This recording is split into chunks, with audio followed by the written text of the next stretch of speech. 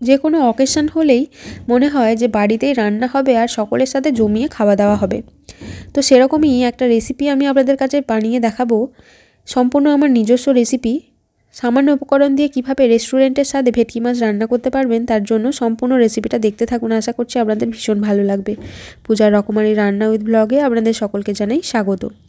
ভেটকি মাছের রেসিপিটি বানানোর জন্য আমি এখানে নিয়ে নিয়েছি 600 গ্রাম মতো ভেটকি মাছের টুকরো, আর পরিষ্কার করে ধুয়ে নিয়েছি। বাজার থেকেই টুকরো করে কেটে আনা হয়েছিল। এবার ম্যারিনেট করব প্রথমেই, তার জন্য নিয়ে নিচ্ছি 1.5 চামচ মতো ছোটো চামচের আদা রসুনের পেস্ট, দিচ্ছি লেবুর রস। মাছের পরিমাণ অনুযায়ী লেবুর রসটা দেবেন। আর দিয়ে দিলাম 1 চামচ মতো গোলমরিচের গুঁড়ো, আর দিয়ে দিচ্ছি স্বাদ অনুযায়ী লবণ। লেবুর রসটা দিলে মাছের আঁশটে গন্ধটা চলে যায়, আর তার ফলে স্বাদটাও ভালো হয়। তো হাতের সাহায্যে ভালো করে আমি মাখিয়ে নেব। মাখিয়ে 1 ঘন্টার মতো ম্যারিনেট করতে দেবো। তো এখন গরম পড়ে গেছে, তার জন্য আমি ফ্রিজে রেখে দেবো।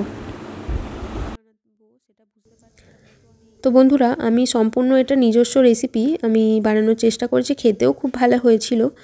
তো আপনাদের কাছে তাই শেয়ার করছি। তো যতক্ষণ ম্যারিনেট হচ্ছে আমি এখানে রান্নার জন্য যে পেস্ট লাগবে সেটা আমি রেডি করে নিচ্ছি।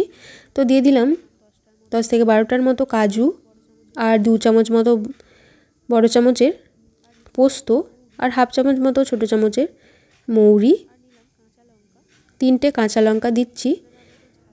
দিয়ে অল্প করে জল দিয়ে একটা মিহি পেস্ট আমি রেডি করে নেব। মৌরিটা দেবার ফলে এর স্বাদটা একদমই অন্যরকম হয়। তো দেখুন এখানে মিহি পেস্ট রেডি হয়ে গেছে। তো আমি এক সাইডে রেখে দেবো ঢাকা দিয়ে। আর 1 ঘন্টা পর এখানে আমি দিয়ে দিচ্ছি মাছের মধ্যে একটা ডিম ভেঙে দিয়ে দিচ্ছি। তো বন্ধুরা, ডিম আর কর্নফ্লাওয়ার আমি মাখিয়েই মাছটা ভাজবো। তো যখন ভাজবেন তখনই ডিম আর কর্নফ্লাওয়ারটা মাখাবেন। তো আমি হলুদ গুঁড়োটা এখন দিলাম, আগে দিতে আমি ভুলে গিয়েছিলাম। তো আপনারা চাইলে প্রথম ধাপেই মাখিয়ে নিতে পারেন। তো 2 চামচ মতো আমি এখানে দিয়ে দিলাম কর্নফ্লাওয়ার। এবার হাতের সাহায্যে ভালো করে আমি মাখিয়ে নেব। যেহেতু ভেটকি মাছ একটু ভেঙে যায় তাড়াতাড়ি, তো তার জন্য আমি এরকমভাবে কোট করে নিলাম কর্নফ্লাওয়ার আর ডিম দিয়ে। তো দেখুন এখানে আমার ভালো করে মাখানো হয়ে গেছে। এবার আমি ভাজবো। আর সমস্ত রান্নাটা আমি এখানে রিফাইন অয়েলেই করছি। তো এখানে তেল গরম করতে আমি দিয়ে দিয়েছি। তেল গরম হতে আমি দিয়ে দিচ্ছি একটা একটা করে টুকরো মাছে, আর দিয়ে হালকা ব্রাউন করে ভেজে তুলে নিতে হবে। বেশি ভাজার প্রয়োজন নেই, কারণ ভেটকি মাছ একটুতেই নরম হয়ে যায়, তাড়াতাড়ি সেদ্ধ হয়ে যায় মাছ। একটা পিঠ হয়ে যেতে আর একটা পিঠ আমি উল্টে দিচ্ছি। তো বন্ধুরা, বাড়ির সকলে খুবই প্রশংসা করেছিল রেসিপিটির, তাই আপনাদের কাছে শেয়ার করছি। তো বন্ধুরা, আপনারাও বাড়িতে বানাবেন একইভাবে।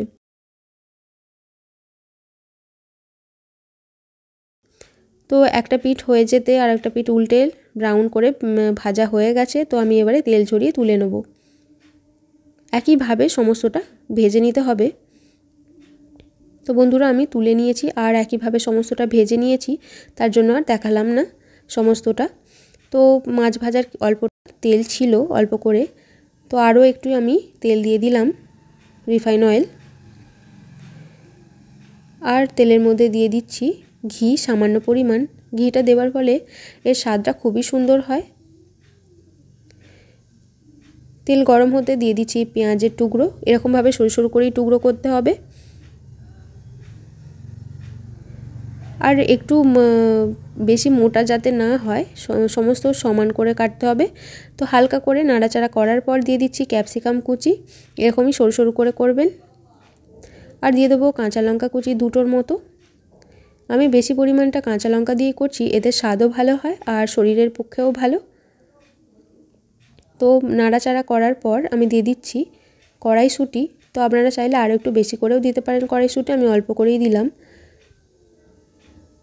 তো বন্ধুরা, পেঁয়াজটা একদমই লাল লাল করে ভাজার প্রয়োজন নেই। যখন দেখবেন হালকা এরকম ভাজা হয়ে গেছে আর নরম হয়ে গেছে পেঁয়াজটা, তারপরে দিয়ে দিতে হবে সমস্ত পেস্ট দিয়ে কষাতে হবে যতক্ষণ না পর্যন্ত মশলা থেকে তেল বেরিয়ে আসছে। মিডিয়াম হিটেই করবেন যাতে মশলাটা পুড়ে না যায়।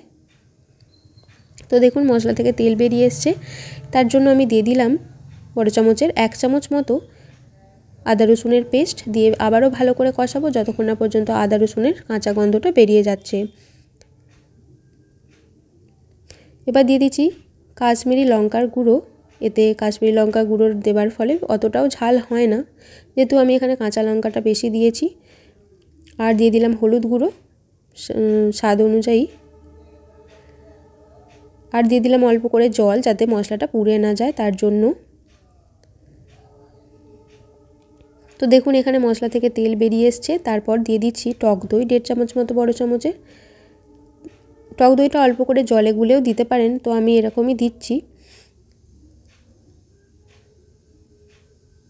টক দইটাও ভালো করে কষিয়ে নিতে হবে।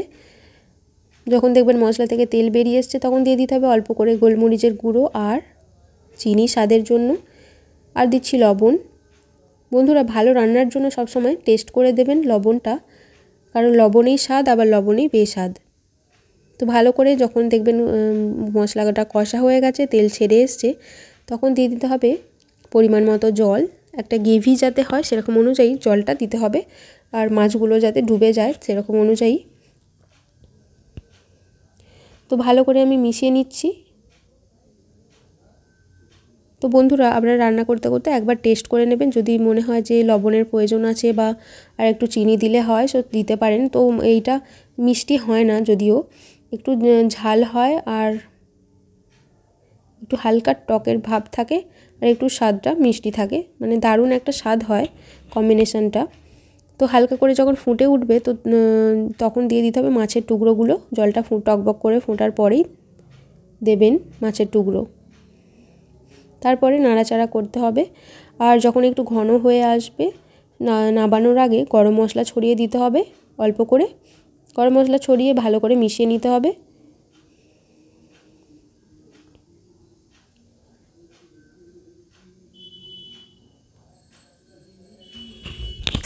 বন্ধুরা, আমি এখানে গরম মশলা দিয়ে দিয়েছি ছোটো চামচের 1 চামচ মতো, বেশি দেবার প্রয়োজন নেই। তো গরম মশলাটা দিয়ে ভালো করে আমি আবার একবার মিশিয়ে নেব। তো এবার গ্যাস অফ করে দেবো।